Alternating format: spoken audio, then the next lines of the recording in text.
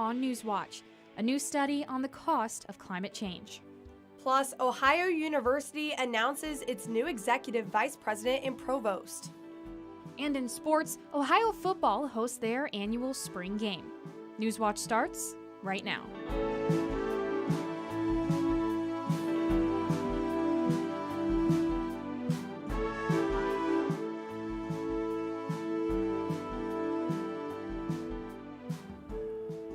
Good evening, I'm Reese Thompson. And I'm Haley Swano. Welcome to Newswatch. Well, Ohio's Attorney General is arguing a Franklin County judge doesn't have the authority to temporarily block House Bill 68. In an emergency motion filed today, Attorney General Dave Yost argues the 14-day injunction granted the judge is beyond the scope of his power. House Bill 68 bans gender-affirming care for minors, and it was set to go into effect on Wednesday. But Yost says Judge Michael Holbrook's injunction is unlawful because it applies to the entire state and not just the two plaintiffs who challenged the law. Well, Jackson Middle School is set to host the Supreme Court of Ohio for their 83rd off-site court session on Wednesday. A press release from the state's high court says it will be a unique lesson for students interested in the third branch of government. Students will be able to participate in a Q&A session with the Supreme Court justices, observe oral arguments, and even discuss cases with the attorneys who present the case. Arguments will be open at the public starting at 9 a.m., and all arguments will also be streamed live at supremecourt.ohio.gov and on the Ohio channel, which is WOUB TV's channels 20.5 and 44.5. A new executive vice president and provost has been named at Ohio University. Donald Leo went to school at the University of Georgia and in 2013 was named the first permanent dean of the College of Engineering. He previously served as an associate dean for research and graduate studies at the Virginia Tech College of Engineering. Leo taught mechanical engineering at both schools, and his research focuses on smart materials. He has also served as principal investigator on 50 research grants and contracts. Leo will start at OU on July 1st. Individuals across our region are being honored for their outstanding service to the community. 5 recipients of the 2023 Genco Award were honored Saturday in Middleport. The Genco Awards recognize unsung heroes who, outside of their paid positions, contribute to quality of life in Appalachian, Ohio. Recipients included Sarah Guilford of Athens, Lacey Rogers of Athens, Monica Badiger of Zanesville, Andrew Jones of Rockbridge, and Middleport Mayor Ben Neese. These awards uphold the legacy of Father Lawrence Martin Genco, a Roman Catholic priest who dedicated his life to serving others. Joining us now is Newswatch lead forecaster Emily Dietz. Now, Emily, we've seen absolutely beautiful temperatures the past few days. Are we going to be seeing more of these?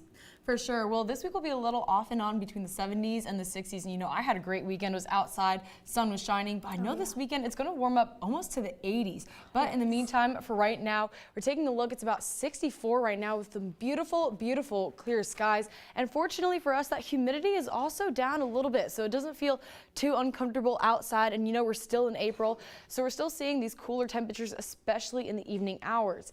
Now, we had this really nice high pressure system sitting over Ohio, which is the reason we have these beautiful clear skies going on, but this also pulled down a large polar kind of cooler air into our area, which is why we have these overnight conditions that are so chilly. And it's also why we are seeing these frost advisories, and we see the special weather statement, which means patchy frost is going to be possible for the evening hours into tomorrow morning. So again, a little bit of moisture from those plants may cause a little bit of frost happening over the next couple of hours, mainly in the evening times, especially since tonight we're going to see the overnight low of 36. And again, those partly cloudy skies, which is helping to keep a lot of that moisture sort of in our area, which is really contributing to that frost. It'll be a little chilly tonight, but as the week goes on, we're going to see those temperatures start to go up. So stay tuned for my full forecast. We're going to dive into that.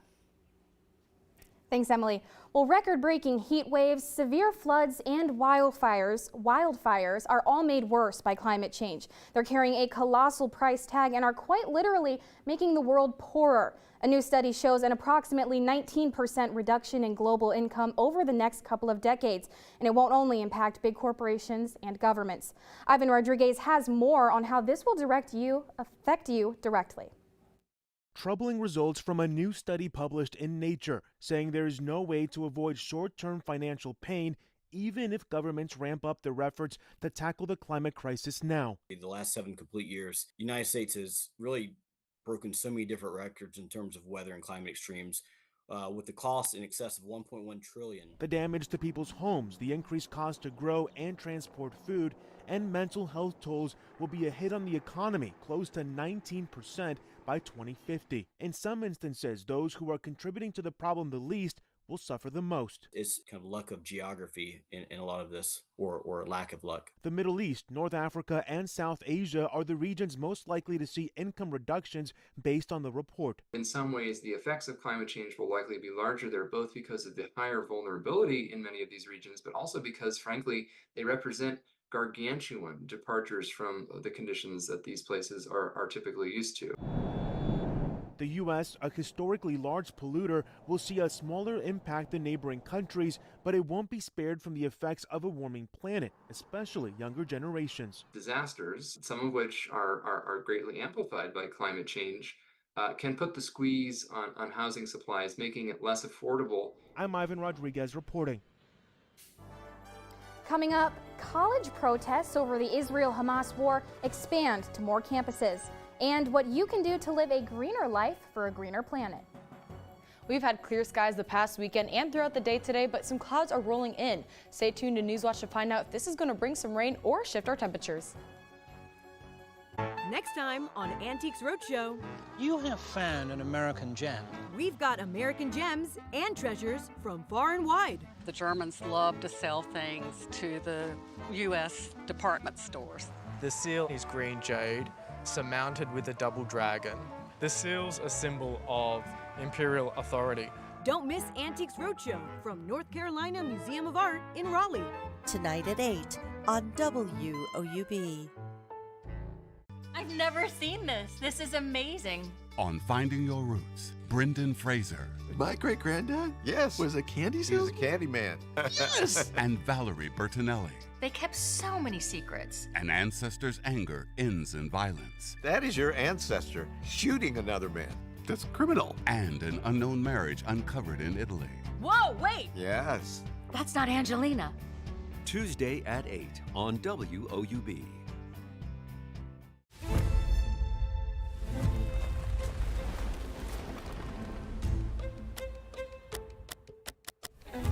Subtle rises in sea level. The demise of coral reefs. Devastating changes take place. These events are climate change. It's really a crossroads for humanity. This is serious. To heal the earth, we have to think of new ways. Let's figure it out. It's science, it's engineering, and it's conservation. A new species. Amazing. The greatest opportunities are in chaos. It is a breakthrough. We're at a period of remaking the world. Addressing global crisis. We can change the earth. We're doing this for the future. If we don't, what then?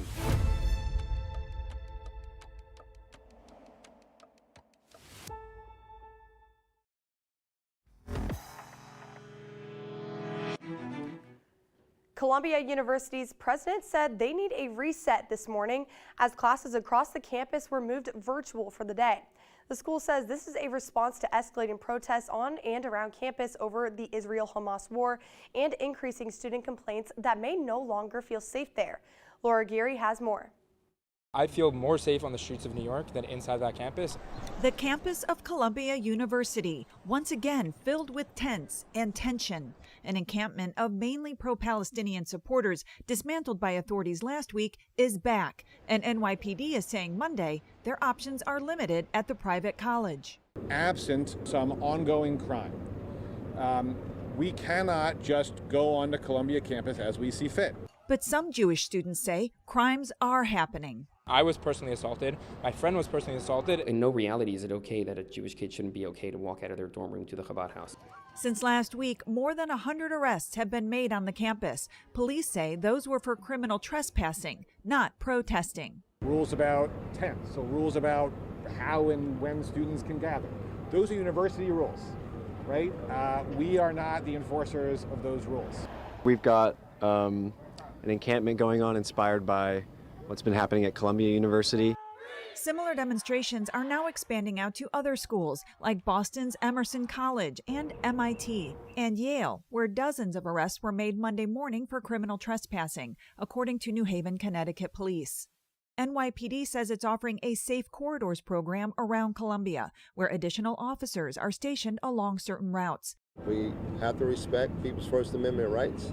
However, if you cross that line and commit a crime, the NYPD will respond accordingly. I'm Laura Aguirre reporting. This latest crisis has opened Columbia president up to new attacks from her critics, with some lawmakers calling for her to step down, saying that her leadership team has lost control of its campus. Some condemn him, others commend him. House Republicans are divided over Speaker Mike Johnson. The controversy involves a bill that the Senate is expected to pass this week.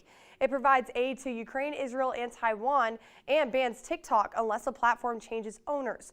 The legislation is a combination of 4 bills the House passed Saturday, with Democrats helping overcome hardline Republican opponents. A handful of Republicans so strongly oppose the measure, they want to oust Johnson from his leadership role. In particular, they object the funding for Ukraine. The bill has a strong chance of becoming law, with President Joe Biden supporting it. Senate Majority Leader Chuck Schumer says he plans to bring it to the floor tomorrow. In the first of 4 separate criminal cases to go to trial, former President Donald Trump's fate is now in the hands of prosecutors, his attorneys, a judge, and 12 jurors. 7 men and 5 women sat in the jury box as opening statements were made in Trump's historic New York criminal trial. He faces 34 counts of falsifying business records related to the hush money payment to adult film actress Stormy Daniels before the 2016 election. Trump has pled not guilty to all the charges, and Gloria Pazmino has more. In just under 3 hours on day 5 of the 45th president's first criminal trial, opening statements were made and the first witness briefly took the stand. An opening statement can make or break the case. The prosecution's opening statement took about 46 minutes, as prosecutor Matthew Colangelo told jurors about a, quote, criminal conspiracy and a cover-up. Colangelo also accused Trump of repeatedly causing false entries to be made to business records, outlining the former president's alleged role in the hush money payment to adult film star Stormy Daniels. This is going to be the first time maybe in his life that he cannot control the narrative, and he also can't sue the prosecutor for anything negative that they say about him, because the opening statement is protected speech. Trump's defense attorney, Todd Blanche, spoke for roughly 36 minutes and began with one simple assertion: Donald Trump is innocent. Something the prosecution and defense had in common, referencing Trump's longtime friend, David Pecker, who then took the stand. Pecker, the former publisher of the National Enquirer, allegedly helped broker the $130,000 hush money deal. Pecker has been granted immunity in the federal investigation in exchange for his testimony, and he'll return to court on Tuesday, as will Trump. It's a case as to bookkeeping, which is a very minor thing in terms of the law. Court ended early on Monday due to an alternate juror's dentist appointment. In New York, I'm Gloria Pazmino. Good evening and happy Earth Day, happy Monday as well. We've got a beautiful day outside to go celebrate Earth Day and appreciate all the things that we can contribute to our Earth as well as Earth can contribute to us. Right now we're having clear skies, and it's about 64 outside. We have relatively low humidity, which is really nice to get outside and appreciate the weather a little bit longer, especially since we're going to be seeing some frost tomorrow morning. Way down in West Virginia, up in Pennsylvania, and parts of Kentucky, we are seeing a frost advisory, and this big purple area is a special weather statement. This is particularly in southeast Ohio, and that's just going to be patchy frost. So we do see a little bit of moisture still in the ground, still in some of the plants, and the cooler temperatures that we're expecting tonight are going to be causing a lot of this frost to form. But in the meantime, a lot of our nice weather was caused by this high pressure system sitting over our area, really clearing out skies. But we're seeing such cooler temperatures in the evening hours because this high pressure also created this sort of trough of cold, sort of polar air that really cooled everything down in the evening times. But taking a look further out west, we have this really large low pressure system beginning to develop right now. And taking a look at this warm front, that's going to be scooping a lot of warm air up, especially from the southwest, and even pulling in some moisture from the Pacific. That's going to be making a lot of these rain clouds that we're seeing along this cold front boundary right here. So switching to our temperature map, you can see that really distinctive area between that warm front and that cold front boundary, and just sort of the warm temperatures that we're expecting to push in towards Ohio over the next couple of days as the system continues to develop. Now we are still in April, so again, we are still going to be seeing some cooler temperatures because we are still quite a ways away from those nice summer evenings, and tonight will be a low of 36, so quite chilly outside, and we're going to be seeing these partly cloudy skies as well. But tomorrow will be pretty similar to today. We are expecting that high of 70. Our low overnight will be up in the 40s, and that's going to be again to that warm air sort of moving into our area and the exiting of that high pressure system, and we see a 30% chance of showers possible. Now these rain showers are mainly going to be coming in the evening hours, again from this low pressure system,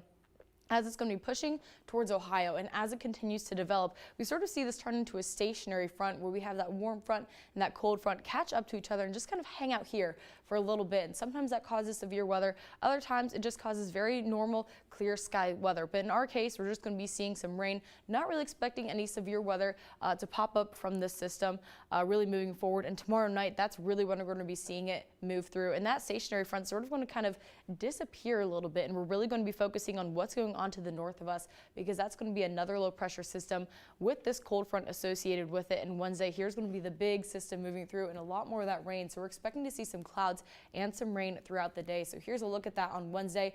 Things are going to be cooling down into the 60s, but on Thursday, things are going to be nice and sunny, and that's when we start to see those temperatures start to warm up, especially over the weekend. We're looking at 82 for our high on Sunday, so definitely want to see a lot of warming going on as we start to exit April and go into May, starting off next week. So have a good rest of your week and make sure to grab that umbrella Tuesday night. Well, thanks, Emily. I'm glad Mother Nature is treating us well, because today is Earth Day, a time to focus on ways to preserve and protect our planet. And there are things not only can you do to support the Earth, but also your health. Today in Mandy Gaither's Health Minute, she has some healthy habits that can help you be greener. Planet health and human health, the two go hand in hand. The choices that we make in life every day affect not only us, affect everyone around us, and affect our planet. Dr. Sophia Asfaw with Cleveland Clinic says there are some healthy habits that can help both. By biking, walking, or running, you can get exercise and get to where you're going without relying on a vehicle, reducing emissions into the air. And a plant-based diet is not only good for your body, but also the earth. In order to produce meat-based meals, there's a lot that goes into it. There's chemicals that we have to use to raise the cattle or whatever meat-based product that you have, that then in turn pollutes the environment, and that can also lead to negative effects on human health.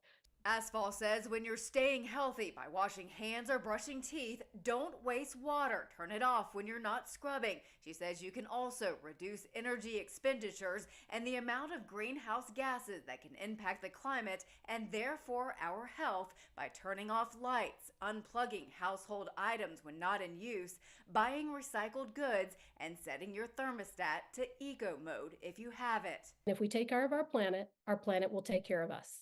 For Health Minute, I'm Mandy Gaither. If you're just starting some of these healthy habits, it's best to take it one step at a time. Doing everything at once may get overwhelming, and every little bit helps. Next in sports, Ohio football returns for their spring scrimmage at Payton Stadium. And for the latest from Newswatch, follow us on X, formerly Twitter, Instagram, and YouTube. On American Experience. Healthy emergency. Chemical waste is coming out of the ground. Already 8 cases of cancer on a 15-house street. It was hard to believe this could happen in the United States of America. Significant birth defects and miscarriages. That spurred me to want to do something. I mean, the fight came to us. We didn't look for it. This incredible group of women become the faces of environmental reform. Poisoned Ground, the tragedy at Love Canal on American Experience. Tonight at 9 on WOUB.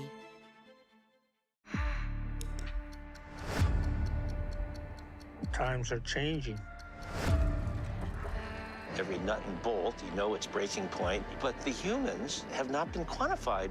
I'm here to serve, I'm here to learn, I'm here to grow, and so whatever happens, just remember that. I was diagnosed with Parkinson's at 39. You never know what's going to happen if you don't give up. Holding it together is more exhausting than the disease itself. You might live. You have to hunt. If you don't do subsistence activities, you die. It connects us to our past.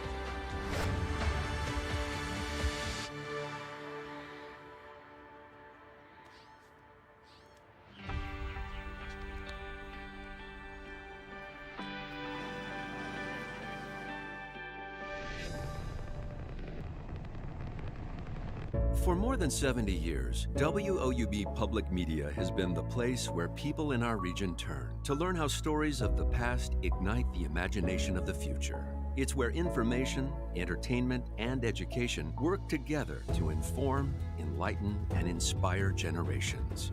It's the place where the community gathers to hear and see our world in new and innovative ways. WOUB, the public media you trust that's worthy of your support. Welcome back. I'm Peyton Brooker. The Ohio University football team is back in action over the weekend in their annual spring game. The Bobcats give the fans in attendance at Peyton Stadium their first look of the team as Ohio prepares for the losses made during the transfer portal and graduating seniors. One of the main concerns for the team is attempting to find a new starting quarterback, as Curtis Rourke trained at the Indiana back in December. Head coach Tim Albin says that he is confident seeing the two veteran quarterbacks compete for the starting role as the Bobcats roll to a new season. A lot as far as just production on numbers, but we've got capable and experienced quarterbacks. What a great competition. CJ in his career, Parker in his career. I thought that we had a very competitive spring practice. The Bobcats' first game takes place August 31st as they take on Syracuse. In Ohio softball, the Bobcats were able to hold off Western Michigan Broncos, winning 7-4.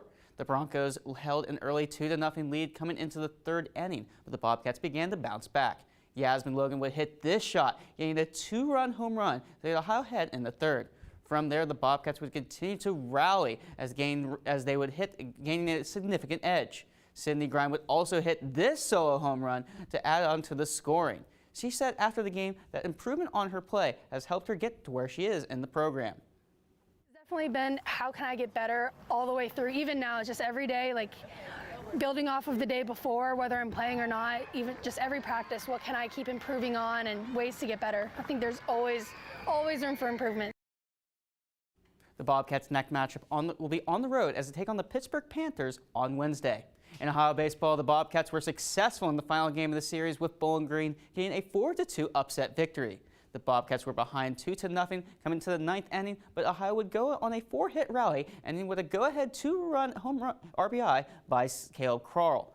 Pitcher Blake Gasly had an impressive performance on the mound, pitching 7 strikeouts. For the Bobcats, they will return home tomorrow night to Bob Brin Stadium to take on the strong Moorhead State Eagles. Eagles are one of the hardest hitting teams in the nation as they are currently 5th in home runs. Senior outfielder for the Eagles, Roman Kunz, has tied 5th individually with 20 home runs. This game takes place tomorrow at 6 o'clock in Athens. And finally, in high school baseball, the Athens Bulldogs are at it again. The Bulldogs are on an 11-game winning streak as they're currently on the road to Bidwell to take on the River Valley Raiders. The Athens would complete a sweep of the series as they're victorious against the Nelsonville York Buckeyes Friday, winning 10-0 as they've been outscoring their opponents 126-28. Currently in this game, the Bulldogs are actually up 17-0 in the bottom of the 5th as we head towards the middle of the season. That's all I have here. Back to you, Haley and Reese. Thanks, Peyton. Well, still ahead, one teenager's ambitious goal may become reality next month and will raise money for a great cause. But first, here's a look at what's coming up tonight on your public television station. There's nothing like it. It's a crossroads moment for humanity. It's really exciting to watch. Yeah, don't miss it. This is the epicenter of climate change, coral reefs, and practical science. To be human means to be in relationship with others, in relationship with yourself. These different environments make North America a dinosaur factory. Wednesday on WOUB. When I was a kid, I wanted to be an artist. A big reason for this? My teachers. Look at you! This is so good! Art in school is what made me want to get to school every day. I've had such a good time doing this with you. I just think joy has got to be a part of education. You ready for class? I'm as ready as I'll ever be. Friday at 10 on WOUB. Regardless of your stage of life, whether you're starting your first job, getting the keys to a new home, or enjoying retirement, it's never too early or too late to create an estate plan to care for loved ones and support the causes that are meaningful to you. WOUB Public Media is pleased to have partnered with Giving Dogs, a free resource for building an estate plan that fits your needs and protects the people and causes you care about. Visit WOUB.org and click the support tab to get started today. What was that? Something extraordinary. It's bigger than that. I'm learning all the time. Welcome to my world. Your love for your little boy shines out. I adore this job. Think about what we've been fighting for, the truth. I'm trying to move past guilt, seek redemption. That's impressive. Sunday on WOUB.